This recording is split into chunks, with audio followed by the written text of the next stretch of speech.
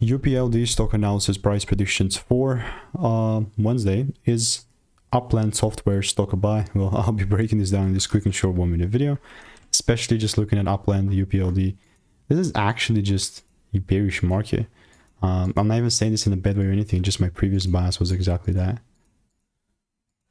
You know what I mean? Like, definitely deliver to the lows. I'll just get rid of the stuff that I had beforehand because it's in the way.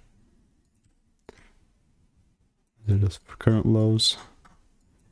The only thing that I'll care about is if I see like a... Well, this volume would work for me if I see a full candle close above $3 for me to be bullish, right? But we're certainly not there now, and because it's a supply zone, also the likelihood that if I see a double break that I'm going to sell is also very high. So let me know what is your opinion. This is obviously not financial advice. The video is being made very pre-market, like, you know, it's 6:47 Eastern Standard. So if you want to stay tuned and get free sauce, click the first link in the description. I'll continue to keep you updated.